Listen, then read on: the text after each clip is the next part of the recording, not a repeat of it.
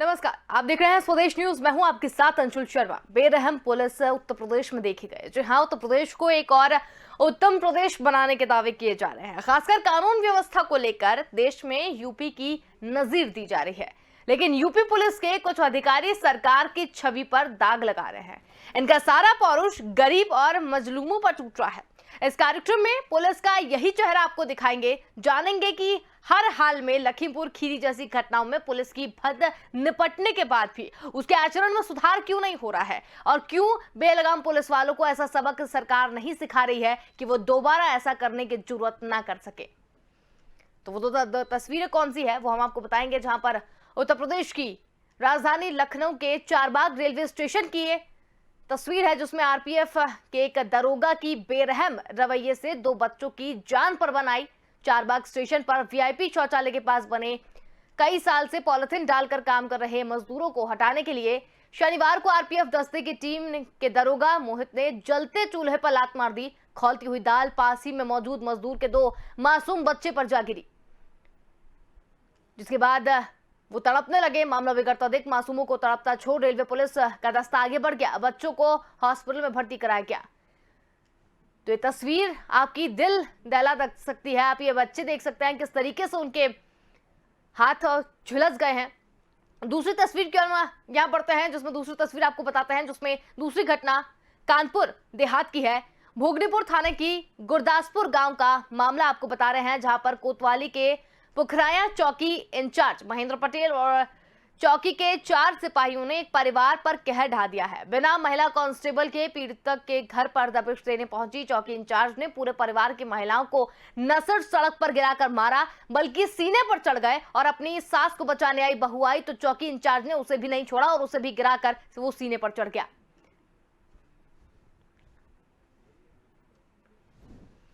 तो आप देख सकते हैं ये तस्वीर किस तरीके से बेरहमी दिखा रही है, किस तरीके से मारा जा रहा है उन्हें, मजलूमों पर किस तरीके से इनका बल चलता है। ये भी आप देखिए किस तरीके से सीने पर बैठकर इस तरीके से अभद्रता यहां पर की जा रही है। जब सास बचाने आती है तो उसके बाद उसे भी मारा जाता है।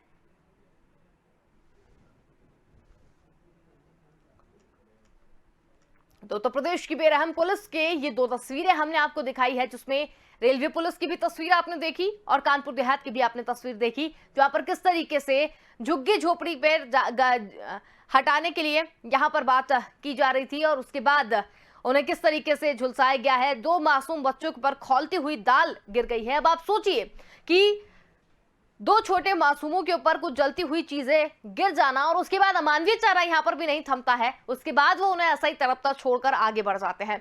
झोपड़ी हटाने गए थे आरपीएफ के जवान। आप अभी भी अपनी टीवी स्क्रीन पर देख सकते हैं किस तरीके से गरीबों और मजलूमों पर किस तरीके से उनका पौरुष यहाँ पर चलता है। वहीं आपको और भी चीजें हम बताएंगे कि किस तरीके से बेरहम बनती जा रही है पुलिस, और उसके बाद भी जो मजलूम है उन पर इनका बल जलता है। और खाकी की किस तरीके से गुंडागर्दी है वो भी हम आपको बता रहे हैं। मासूम महिलाओं पर किस तरीके से अत्याचार किया जा रहा है। लखनऊ के चारबाग स्टेशन की घटना भी हमने आपको बताई। आरपीएफ के दरोगा का गरीब परिवारों पर कहर किस तरीके से टूटा वो भी हमने आपको, पॉलिथीन डालकर एक मजदूर अपने परिवार का भरण पोषण कर रहा है।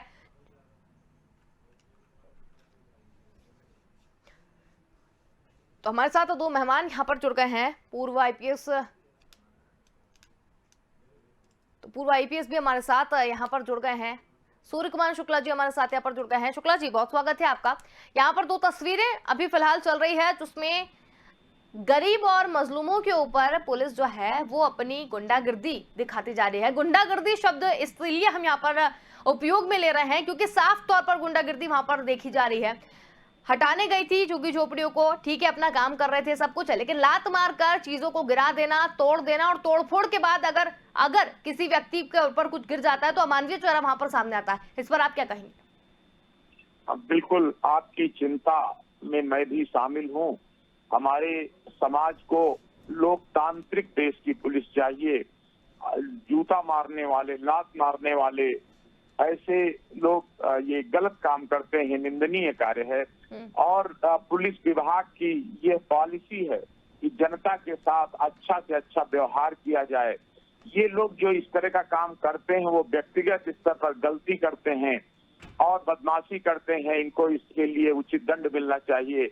और मिलता भी रहता है, जो भी इस तरह का मामला आप लोग उठाते हैं उस पर तुरंत संबंधित पुलिस अधीक्षक डीआईजी आदि के द्वारा कार्यवाही कर दी जाती है, दंडित किए जाते हैं लोग। लेकिन बिल्कुल आपने सही कहा कि कई लोगों को वर्दी पहनने के बाद नशा हो जाता है और वर्दी के अधिकार का नशा उनको मस्तिष्क संतुलन होता है उसको बिगाड़ देता है। तो ये बहुत ही पुलिस विभाग को पूरे को इसके लिए बुरा कहना ठीक नहीं है, ना पूरी खाकी को बदनाम करना ठीक है। ये अपवाद स्वरूप इस तरह के लोग हैं और जो भी इस प्रकार की घटनाएं हों, पुलिस विभाग का यही निर्देश है कि हम जनता के सेवक के रूप में जाने जाएं, माने जाएं, रक्षक के रूप में माने जाएं, प्रताड़ित करने वाले न माने जाएं।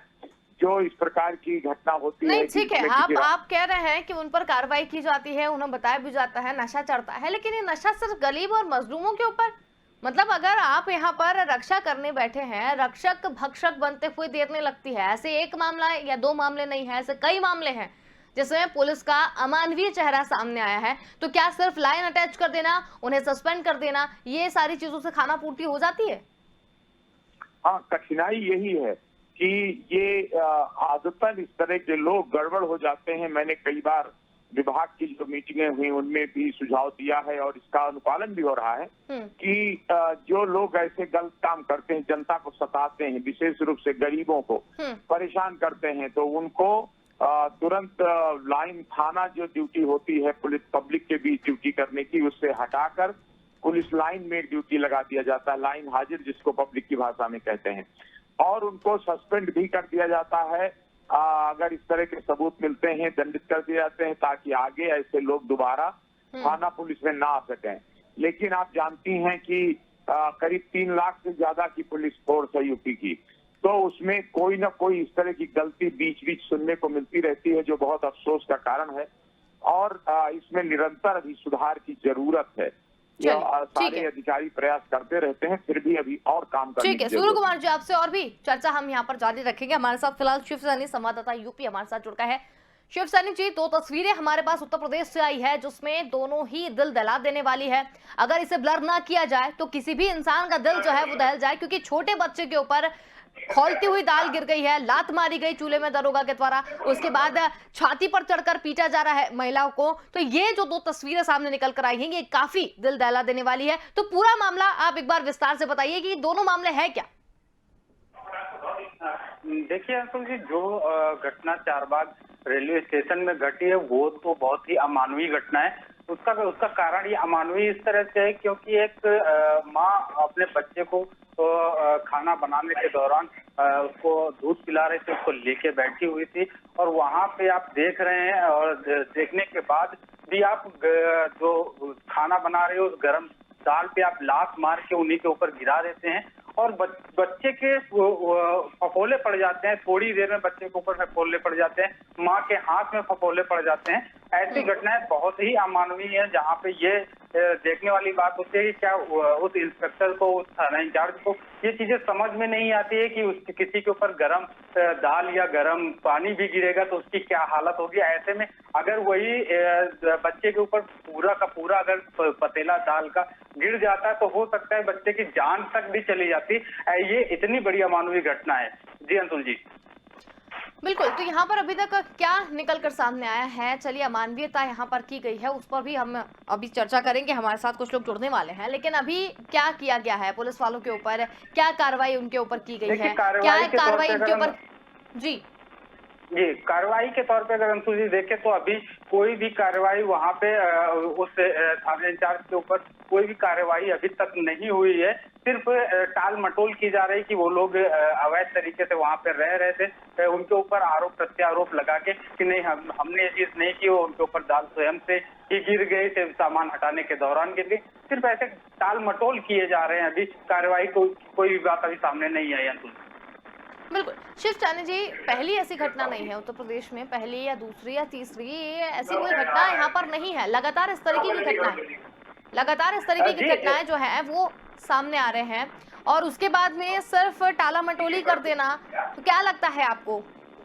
देखिए, उत्तर प्रदेश सरकार लगातार जो अपराध के खिलाफ बहुत सख्त रही है और सख्त रुख अख्तियार करती है, लेकिन फिर भी ऐसी घटनाएं कहीं न कहीं से सामने आ जाती हैं जो सरकार की गरिमा को पूरी तरह से घटा के उनके किए कराए पे उनकी जो पॉलिसीज होती हैं, उनकी जो नीतियां होती हैं, जीरो टॉलरेंस की जो उनकी नीति है, उस पर पूरी तरह से पानी फेर देती हैं ऐसी शर्मनाक घटनाएं। अगर हम बात करें लखीमपुर की घटना की, उस 45 से 50 वर्षीय महिला जो है उसके ऊपर एक पुलिस का जो थाना इंचार्ज है या सिपाही जो भी है वो उसके ऊपर उसके बैठ के उसकी पिटाई कर रहा है, उसका छीना झपटी कर रहा है। तो ये सारी चीजें जो है उत्तर प्रदेश सरकार की जो प्रशासन की जो गरिमा है, प्रशासन की जो रवैये हैं उसके ऊपर उंगली उठाती है और प्रशासन जो अपना जनता के बीच समन्वय बैठा के चल रही है उसमें कहीं ना कहीं ये कलंक लगाती है ये घटनाएं। अंशुल जी, बिल्कुल कलंक तो यहाँ पर लगा रहे हैं। उसके साथ में ये भी कहा जा रहा है, अभी हमने पूर्व आईपीएस जो हमारे साथ यहाँ पर जुड़े हैं सूर्य कुमार जी, उनसे भी बात यहाँ करनी चाहिए। सूर्य कुमार जी, आपकी तरफ भी रुख हम करते हैं। यहाँ पर अभी संवाददाता से बातचीत करनी चाहिए। उन्होंने कहा है कि अभी तक कोई भी कार्रवाई नहीं हुई है, कोई भी इंचार्ज तक की बात नहीं पहुंची है, पुलिस इंचार्ज जो वहां पर है, कोई भी कार्रवाई अभी तक वहां पर नहीं की गई है। तो अब आप क्या कहेंगे, क्योंकि घटना को तो काफी समय हो चुका है, जब मीडिया में यहाँ पर बात सामने आ चुकी है, उसके ऊपर बातचीत यहाँ पर शुरू हो चुकी है, उसके बाद में भी सरकार कुछ भी नहीं कर रही है।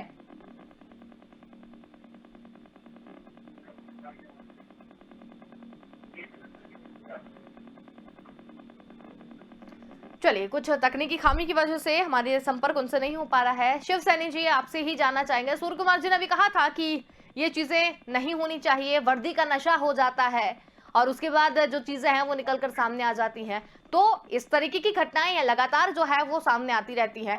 कई चीजें निकलकर सामने आई हैं। कोई किसी को अपने सत्ता के नशे में चूर होकर किसी को थप्पड़ मार देता है, कोई किसी को लात मार देता है, वो भी तस्वीरें निकलकर सामने आ रही हैं। तो इस तरीके की घटनाएं लगातार हो रही हैं। तो क्या जो इनके आला अधिकारी हैं उनको इस तरीके का कदम नहीं उठाना चाहिए, ताकि जो लोगों के साथ में इस तरीके की हरकत की जाए तो उनका भी खून, मतलब उनका भी दिल दहल जाए, वो भी अपनी सजा को सोच के खौफ में आ जाए? देखिए अंकुल जी, अभी आपको एक घटना और मालूम चली होगी। ब्लॉक प्रमुख चुनाव के दौरान जो घटना हुई थी, उस घटना पे तत्काल प्रभाव से मुख्यमंत्री योगी आदित्यनाथ ने पूरे के पूरे थाने को सस्पेंड कर दिया था। वो बताना चाह रहे हैं, दिखाना चाह रहे हैं कि सारा जो प्रशासन है वो चुस्त दुरुस्त रहे, अन्यथा ऐसी घटनाएं करने पे, ऐसी घटनाएं होने पे तुरंत कार्रवाई की जाएगी। लेकिन ये जो घटनाएं आ जाती हैं, इसमें से जो उनके ऊपर के उच्च अधिकारी होते हैं वो कहीं ना कहीं लीपापोती करते हुए नजर आते हैं, जिससे कि जो सरकार है, सरकार के जो उद्देश्य है उस उद्देश्य को पूरा नहीं हो पाते हैं, वो उद्देश्य पूरा नहीं हो पाते प्रशासन की ओर से। ये जो लीपापोती है, ये लीपापोती की अगर अधिकारी बंद कर दें तो प्रशासन चुस्त दुरुस्त हो जाए, क्योंकि सरकार हम कटिबद्ध है जीरो टॉलरेंस की पॉलिसी पर। अंतुल जी, चलिए, हमारे साथ सूर्य कुमार जी फिर से जुड़ गए हैं। सूर्य कुमार जी, बात यहाँ पर की गई, एक और निकलकर मामला सामने आया है जो अभी रिपोर्टर ने हमारे बताया है, लेकिन उसके बाद में भी निकलकर बात साफ तौर पर यही आती है कि लीपापोती लगातार की जाती है। जो ये काम कर चुके होते हैं, एक सिर्फ लोगों को दिखाने के लिए थोड़े दिन के लिए सस्पेंड कर दिया जाता है या लाइन टच कर दिया जाता है, इसके बाद वापस से वही चीजें शुरू हो जाती हैं। तो क्या, मेरा सवाल वही है कि क्या ऐसी कोई व्यवस्था इन पुलिस वालों के लिए, या इन जो आपने जिस तरीके से कहा कि वर्दी पहनने के बाद एक नशा आ जाता है, तो ऐसे जो वर्दी पहनने के बाद जिन्हें नशा आ जाता है, इनके लिए ऐसा कुछ नहीं होना चाहिए कि अगर हम इस तरीके की चीजें कर देंगे तो आगे हमारे साथ में भी ये चीज हो जाएगी? बिल्कुल, आपकी जो चिंता है वो वाजिब है, मैं भी उससे सहमत हूं कि इस तरह का दुर्व्यवहार करने वाले पुलिस कर्मियों को ऐसी ट्रांसफर की जानी चाहिए, ऐसी सजा दी जानी चाहिए जिससे दोबारा पब्लिक के कांटेक्ट में ना आए। बहुत सी पुलिस की ड्यूटियां ऐसी होती हैं जिनमें वो पब्लिक के सीधा टच में नहीं रहते। पुलिस लाइन के अंदरूनी प्रबंध के तमाम काम होते हैं और बहुत सी ऐसी ड्यूटियां होती हैं जिसमें पुलिस वालों पर ही निगरानी का काम होता है।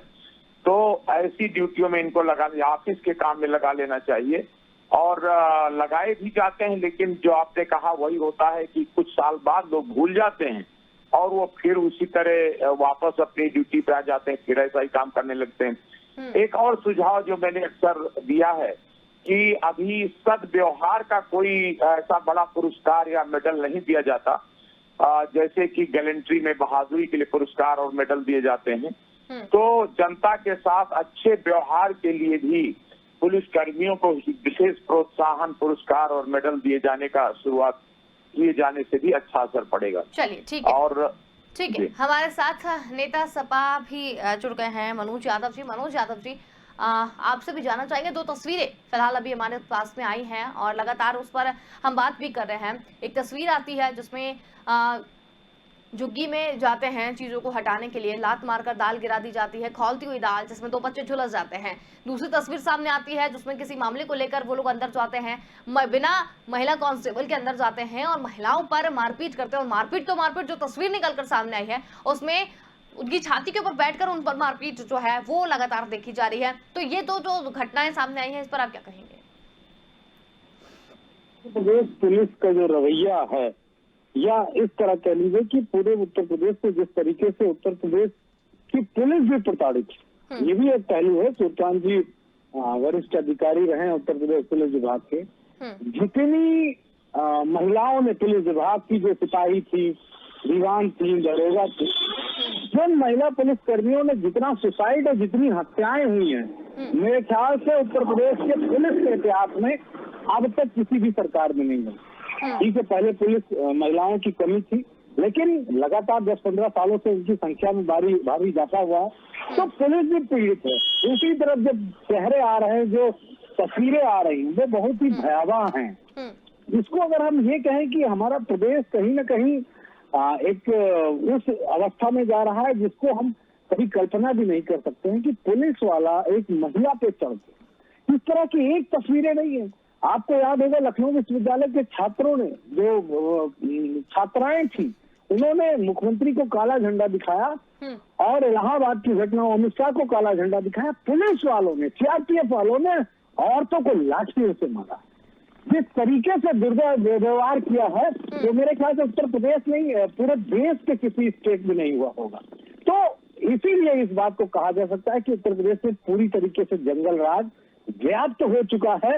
ये प्रशासन की मंशा है, और उसमें भी बड़ी बात यह है कि कोई अगर कठोर स्टेप उठाए सरकार ऐसे कृत्य करने वालों को, तो निश्चित तौर पे एक मैसेज जाएगा, पुलिस विभाग करेगा। लेकिन आप बताइए पुलिस विभाग पे कठोर स्टेप कैसे उठाएगी? उत्तर प्रदेश में योगी सरकार पुलिस के दम पे चल रही है। वो चाहे चुनाव जीतना हो, वो चाहे इनकाउंटर कराना हो, वो चाहे वो गैर अनैतिक काम करवाना हो, सब कुछ तो पुलिस के ही माध्यम से करवा रहे हैं। तो ये चोली दामन का साथ दोनों का हो गया है। इस वजह से भी ये स्थिति है। इंटरनेट तौर पे कई पुलिस वाले मेरे जानने वाले हैं, जिनको ये सरकार, उनको डर लगता है। वो कहते हैं कि हम नौकरी कर रहे हैं, अपनी नौकरी बचाने के लिए इस सरकार के अनैतिक कार्यों को भी हमें करना पड़ा। वो अपने बच्चों को उनको दिलाना है, वो इस्तीफा भी नहीं दे सकते। समस्या तो इस बात की भी है, लेकिन ये पराकाष्ठा है। संवैधानिक उस पन्ने को योगी सरकार ने फाड़ दिया, जिसमें पुलिसिंग को लेकर नियम कानून बनाए गए। ये बात मेरा आरोप नहीं है, ये सीधा सीधा मैं वो शब्द कह रहा हूँ जो शायद मेरे ख्याल से उत्तर प्रदेश की राजनीति में किसी व्यक्ति ने नहीं कहा होगा, कि उन्होंने संविधान के उस आईपीसी की धाराओं के पन्ने को नष्ट नाबूद कर दिया है। सिर्फ ये वो चाहते हैं जो जंगल राज में होता है, जो सामंतवाद में होता है, जो वो लोग काम कर रहे हैं, जो शायद उत्तर प्रदेश के इतिहास में कभी मेरे ख्याल से नक्सलवादियों ने भी इस तरह का काम नहीं किया होगा।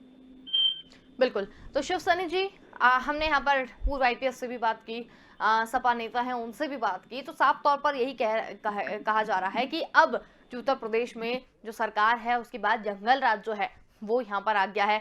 उसके बाद ये तस्वीरें निकलकर सामने आ रही हैं, उसमें इजाफा ही हुआ है और इसके अलावा इसमें कमी तो कहीं नहीं देखी गई है। क्या कहेंगे आप? जी, अगर बात हम करें मनोज यादव जी की, जो विपक्ष में है आज, तो विपक्ष का हमेशा ये काम ही होता है कि सत्ता पक्ष पे उंगलियां उठाना, उनके जो कदम उठाए जा रहे हैं कदमों पे सवाल उठाना। हालांकि जो मनोज जी ने जो सवाल उठाए हैं वो सवालों में हम सारे सवालों को नकार नहीं सकते हैं। कहीं न कहीं लापरवाही जरूर होती है प्रशासन की, जिसके चलते ऐसी तस्वीरें, ऐसी बातें सामने आती हैं। अभी तक जो ये 2 घटनाएं हुई, इन 2 घटनाओं में कार्रवाइयों की अभी तक कोई भी केस या कोई भी ऐसी बात सामने नहीं आई है अंशुल जी, जिससे कि जनता को विश्वास हो कि नहीं, जो प्रशासन है वो जनता के साथ 100% खड़ा है। 100% की तो बात छोड़िए अंशुल जी, कि जो प्रशासन है वो जनता के साथ 50% भी अगर खड़ा रहे तो ऐसी घटनाएं कभी भी सामने ना आए अंशुल जी। जी बिल्कुल, मजलूमों पर जिस तरीके से इसका बल जो है वो देखने को मिल रहा है, तो सैनी जी क्या लगता है आपको कि जिस तरीके से लगातार जो चीजें निकलकर सामने आ रही हैं, सिर्फ खाना पूर्ति कर देना, उन्हें हटा देना अपनी जगह से और उसके बाद उन्हें वापस से कुछ दिनों बाद उनकी इस तरीके की चीजों पर टाला मटोली कर देना, तो ये तो इस तरीके की चीजों को और बढ़ावा देना है। उनके ऊपर किस तरीके से कार्रवाई करनी चाहिए? जी अंशुल जी, अगर हम बात करें तो जो भी ऐसी घटनाएं आती है, उन घटनाओं के सापेक्ष सिर्फ खाना पूर्ति ही होता है, होता हुआ हमेशा नजर आया है। अगर देखें तो उनका एक स्थान से दूसरे स्थान पे या तो तबादला कर दिया जाए, स्थानांतरण कर दिया जाएगा, या फिर वो महीने 2 महीने के लिए सस्पेंड कर दिए जाएंगे। अमानवीय कृत्य के सापेक्ष कोई ऐसी सजा अभी तक नहीं दी गई है जिससे कि दूसरे जो लोग हैं जो ऐसी घटनाएं ना करें, उनके अंदर मानवता जिंदा रहे। यूं तो कहें, अगर ये जो ऐसे जो लोग हैं, इनके अंदर का जो मानव रूप है, जो छोटे बच्चों तक नहीं देखते हैं, वो उनकी मानवता मर गई है। ऐसी मानवता को जिंदा रखने के लिए सरकार को, प्रशासन की ये जो गलत घटनाएं हैं, ऐसी घटनाओं में कहीं ना कहीं उनको ऐसी सजा मुकर्रर करनी चाहिए जो कि उनको ये सीख दे कि आप जो ये कर रहे हैं ये बहुत ही गलत है, बहुत ही अमानवीय है। ऐसी दूसरी घटनाएं इस उत्तर प्रदेश सरकार में, बीजेपी की सरकार में या फिर पूरे सूबे में कभी भी कहीं भी ना हो अंशुल जी। बिल्कुल, तो ये जो जिस तरीके से लगातार निकलकर सामने आ रहा है, हम रुक करेंगे। पूर्व आईपीएस जी हमारे साथ जुड़े हुए हैं, सूर्य कुमार शुक्ला जी, जिस तरीके से भी सपा नेता ने भी कहा कि लगातार जिस तरीके की चीजें सामने आई हैं, गुंडा राज हो गया है, जंगल राज देखा जा रहा है, आप इस पर क्या कहेंगे?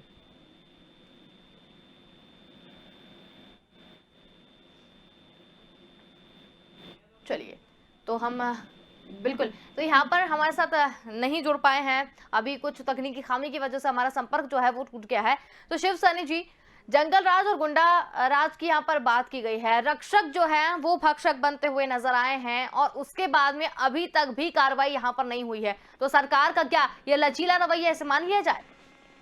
जी अंशुल जी, अगर हम इस घटना की बात करें तो इस घटना में अभी तक जो कार्रवाई नहीं हुई है, उसमें से सरकार के तो सख्त निर्देश इससे पहले दिए गए हुए हैं, उसमें कोई तब्दीली नहीं है। लेकिन हम ये जरूर कह सकते हैं कि उनके उच्च अधिकारियों, उच्च पदाधिकारियों की जो लीपा पोती है वो लगातार ऐसी कार्रवाइयों में डिले करती है। कहीं ऐसा बातें आ जाएंगी सामने कि नहीं, वीकेंड छुट्टी है जिस कारण से चीजें लेटर इशू नहीं हो पाया, या फिर कोई अन्य बात को लेके वो हिला हवाली करते हुए नजर आ जाएंगे। अगर हम इससे पूर्व की बात करें, जैसा कि मैंने आपके संज्ञान में डाला कि जो घटना ब्लॉक प्रमुख के चुनाव के टाइम पे सामने आई, उसमें तत्काल प्रभाव से पूरे थाने को सस्पेंड कर दिया जाता है, जिसमें से कि अगर देखा जाए तो उसमें से प्रशासन की पूरी गलती नहीं होती है, उनमें उन नेताओं की गलती रही है जिन्होंने ऐसा कृत्य किया है, उसके बाद भी पूरा थाना सस्पेंड होता है। और दूसरी ये जो घटना है,